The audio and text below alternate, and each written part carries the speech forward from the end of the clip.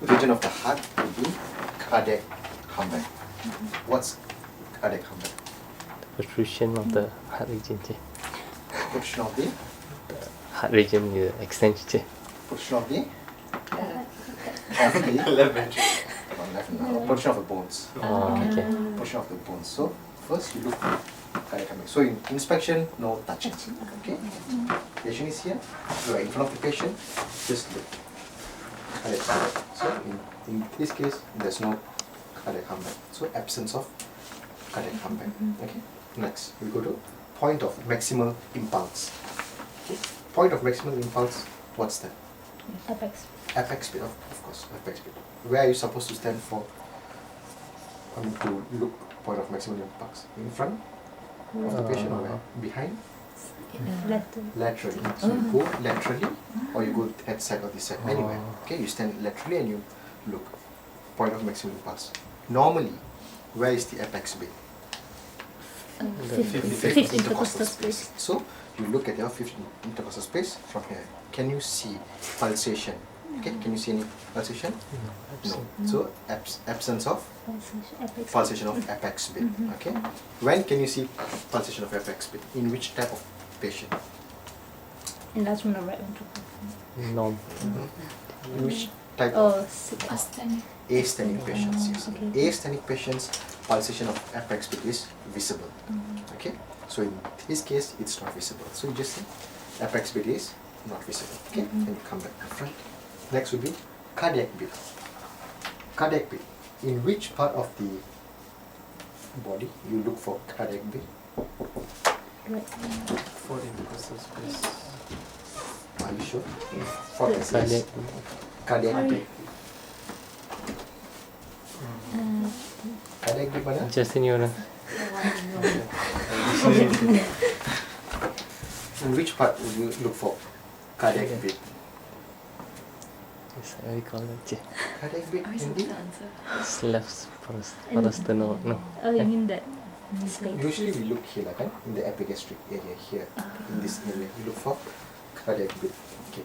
When can you see cardiac beat? Okay. In a normal person, is cardiac beat visible? No. Don't think so. No. Okay. In normal cardiac beat is not visible. So when can you see cardiac beat action? When there is a Hypertrophy. tumor. When there is a mediastinal tumor, cardiac beat is visible. Cardiac beat is visible. When there's a mediastinal tumor, because the tumor would be inside, it would push the what? Push what? Push the vessel. The vessel. Kind of vessels are here. It will push the vessel outward, so the vessel would be, it would be near your bone. Then you can see the pulsation of the vessel. Okay. Okay. Sure. Next, abnormal pulsations. Aorta pulsation. Which side do you look for aorta pulsation? Right side. Right. Second Second ICS. So you look at second ICS. Absence of aortic pulsation. Next, pulmonary trunk pulsation. Which side of the chest? Left side. Pulmonary left side. Left side. Which space? Second ICS also. So absence of pulmonary. What is a pulmonary trunk pulsation? Next, ventricular aneurysm. Where do we look for ventricular aneurysm?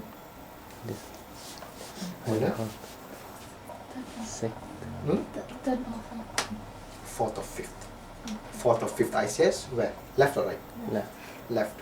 Which part of left? Is it mid-axillary or mid-clavicular? Where? Mid-clavicular. Mid-clavicular. No. Yeah, mid-clavicular sini. Parasternum. Oh, Fourth, fifth, left parasternum. That is where you look for ventricular aneurysm. So, in this case, absence of left ventricular aneurysm. Okay, so we have finished with the region of the heart.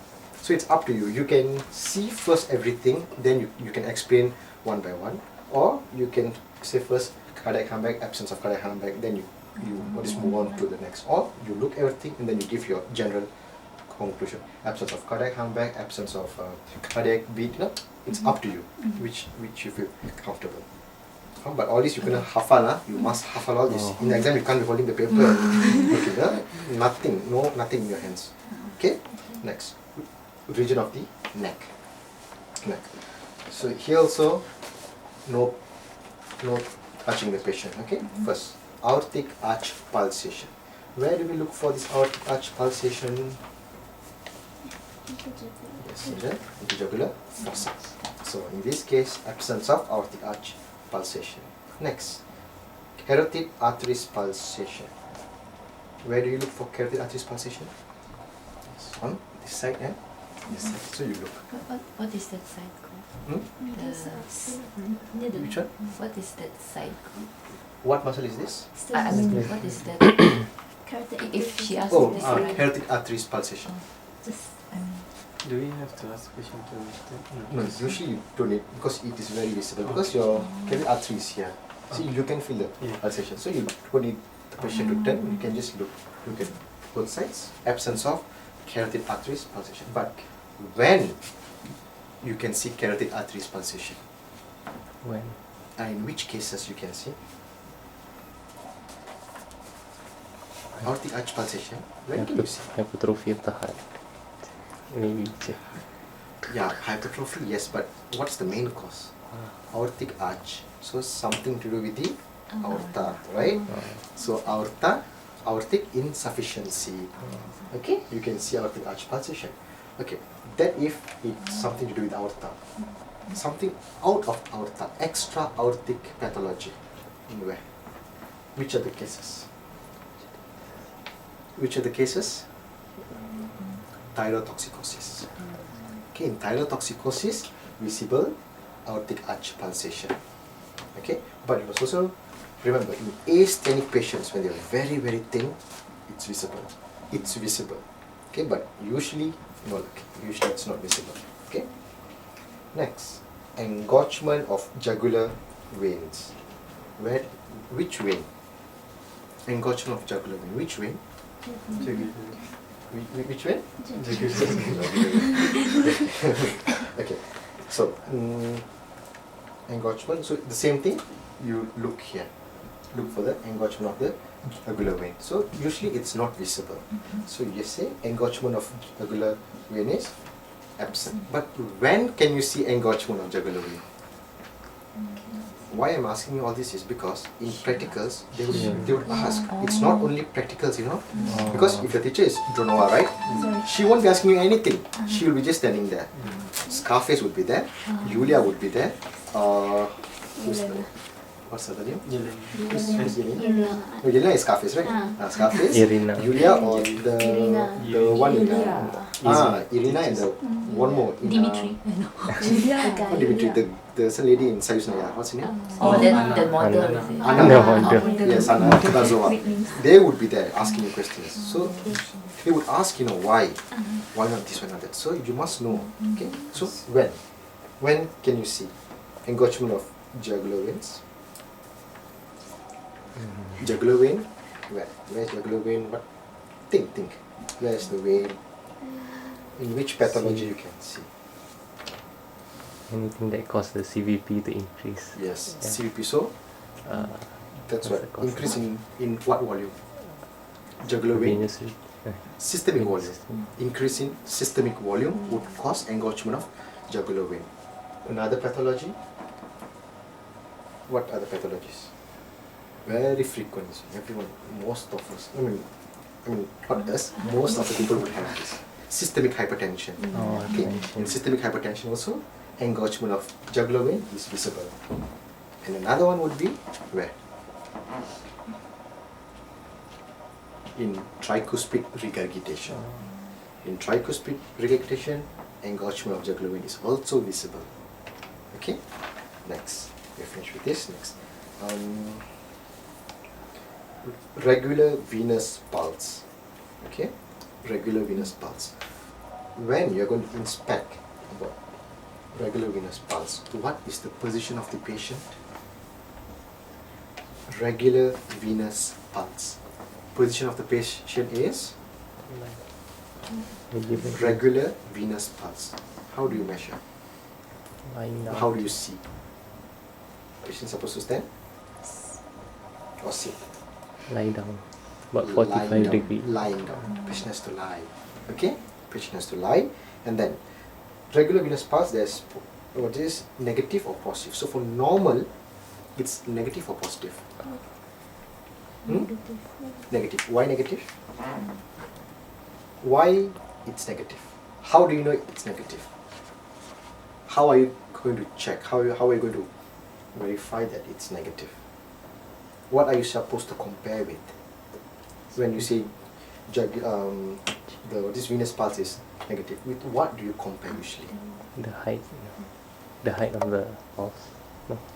Yes, of course you look for the height of the pulse, but with what do you compare? How do you know it's negative?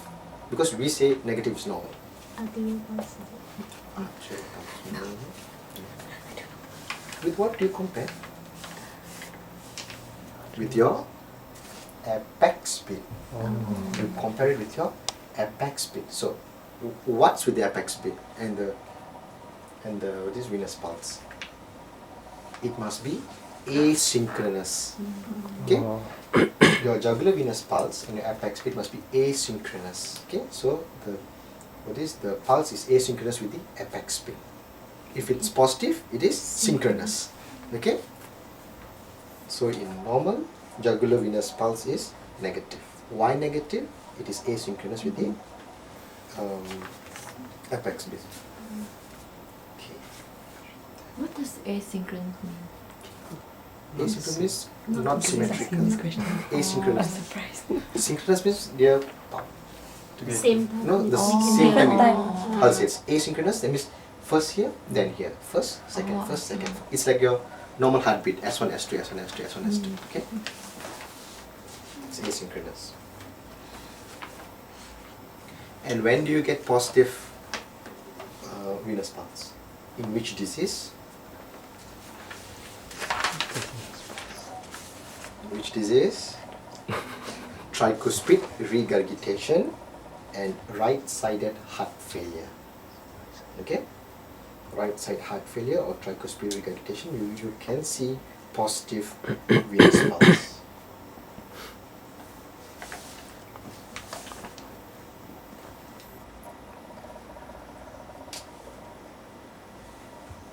Okay. Next, we just move on to trachea. Trachea, first thing, look. Okay, you inspect first trachea, then you are allowed to palpate. You are allowed, but look first. Okay, look in the region of trachea, then palpate. Palpation of trachea. How many methods do you all know? What are the methods? 3 fingers, 2 fingers, and 1 finger. So if I'm going to use 3 fingers, so this would be in the middle. Okay, and here I fix it, then I come down. Okay, next I'm using 2 finger method. Will be here. Okay, and comes down like this. Alright, if you want, you can even go up to you. Okay, next 1 finger method. Just use your finger and do. So now his position of the trachea is midline. Midline position of trachea. Okay, we'll just say that. Next, tracheal tuck. What's tracheal tuck? What's tracheal tuck? The movement. I think the movement of the trachea inside when you inspire. During inspiration, is it? No. During Inspiration. systole. Systole. Oh. During systole, tracheal tuck happens. So, how do you actually check for tracheal tuck? How do you check for tracheal tuck? Simple. The same method. See, just hold the trachea, but patient incline backwards. Okay, hold the trachea, then just try to push the trachea up. Okay, just hold it up. If there's pathology, you can feel the trachea moving down. But in this case, you move it up. No, nothing. So tracheal tuck is absence of tracheal tuck. Okay. But all this you better reconfirm with her, you know, because this Dronova, she changes her methods time to time. So just reconfirm back with all this stuff, because it's very important. Okay, next we go to peripheral arteries pulsation. First one, capillary pulse, Quincus pulse. How do you check for Quincus pulse? Quincus pulse. Nail, tongue, white tongue. No, that one is the same, but then you need a slide. So in the main slide, you just press the finger. So you take the patient's pressure from your finger. Then what do you do is here, okay? Just press on the nail, okay? And you see if there's a pathology, right? Okay. Can you see the white area here? Okay. In the white area, you can see pulsation. That's Quincus pulse. Okay, but now once you tekan, there's no pulsation, so normal. Quincus pulse is negative. No Quincus pulse. Once you check both hands, it's One hand. Okay, so just take the patient's hand, just press on the nail and look. Just look. If there is the pulse, you can see. pulsation. You can see the pulsation actually. Okay, you can see the nail bed there, it will be pulsating. Okay, that's Quincus pulse. Next, vigorous of arteries, worm sign. Where do you look for the worm sign? Yes, correct. On your here, usually on the hands. So you just look at patient's hand, worm sign. So in this case, absence of worm sign, of course. Okay, but when do you get this worm sign? In which disease? Atherosclerosis. Atherosclerosis, yes. In atherosclerosis, it's very, very common. Okay, you can see worm sign. How does the worm sign look like? Right, when you look at patient's hand, the arteries will be all like macam worm, like it's all wiggled, right? Wiggling of the arteries, so you can see that. Okay. Next would be epigastric pulsation. Okay. How many types of epigastric pulsation do you all know? How many types of epigastric pulsation do you all know? How many? Or is there only one type of epigastric pulsation? One type. Only one. No, there are 3 types of epigastric pulsation. Okay. See, epigastric pulsation is where? In this area, right? Okay. So, what can cause this pulsation? So, think now. What's in this region? What's in this region? Cardiac beat. No, cardiac is somewhere above here. But what's in this region? What can you see? In what organs? What's that? Stomach. Stomach, sini. The The heart. Heart. Which part of the heart? Right. Ventricle. Right ventricle. Yes. So right ventricle is here. Okay. So right ventricle can cause pulsation of epigastric pulsation if the right ventricle is enlarged. Enlargement of right ventricle or right ventricular hypertrophy can cause epigastric pulsation. Okay, that's the first one. Second, Liver. liver. Which part of the liver? Which lobe? left lobe. Left lobe, of course, left lobe. Okay, left lobe of the liver.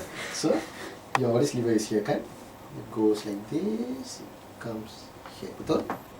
Okay. So left lobe of the liver, if it's enlarged, it enlarges towards this side. Okay. Left lobe enlarges towards this side. So that enlargement also can cause epigastric pulsation. Okay. That can be one of the cause. So this is the second one. What's the last cause of epigastric pulsation? What's running here? Abdominal. Abdominal aorta. So abdominal aorta, if any pathology in abdominal aorta, it would enlarge and cause pulsation of abdominal aorta. So that pulsation can be seen as epigastric pulsation. Okay, so there are altogether 3. Okay, right ventricular hypertrophy, enlargement of left lobe of the liver, and abdominal aorta. All these 3 can cause epigastric pulsation. So in this inspection, what you need to do is just you look at no pulsation, absence of pulsation. Okay, but if there's actually a pulsation, how do you differentiate with hepatic pulsation and right ventricular pulsation? How? Okay, they say it's pulsating. Okay, you can feel it. You put your hand here and you can feel the pulsation. How do you differentiate if it's hepatic or right ventricular?